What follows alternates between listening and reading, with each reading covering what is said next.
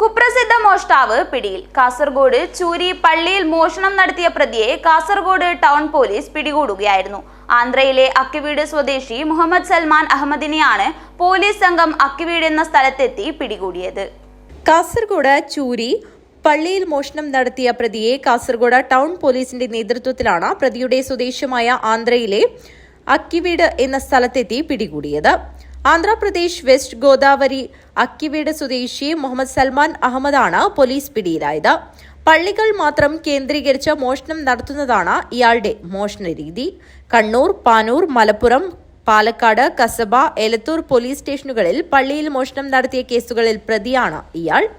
CCTV കേന്ദ്രീകരിച്ച് നടത്തിയ അന്വേഷണത്തിലാണ് പ്രതിയെ തിരിച്ചറിഞ്ഞത്. കോഴിക്കോടാണ് ഇയാൾ പതിവായി ഉണ്ടാകാറ് എന്ന നിഗമനത്തിൽ കണ്ടെത്താൻ ശ്രമം നടത്തിയെങ്കിലും പിടികൂടാനായില്ല.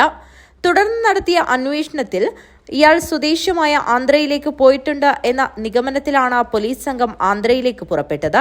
ആന്ധ്ര പോലീസിന്റെ സഹായത്തോടെ പ്രതിയെ പിടികൂടുകയായിരുന്നു. ജില്ലാ പോലീസ് മേധാവി BV വിജയഭരത് റെഡ്ഡിയുടെ നിർദ്ദേശപ്രകാരം DYSP Sunilkumar CK, Kasaragod town police station inspector Nalinakshan P എന്നിവരുടെ മേൽനോട്ടത്തിൽ സബ് ഇൻസ്പെക്ടർ ജോജോ ജോർജ്, SCPOമാരായ Satheeshan, P Ratheesh Kumar, KV James എന്നിവർ ചേർന്നാണ് പ്രതിയെ സാഹസികമായി പിടികൂടിയത്. News bureau, Kasaragod.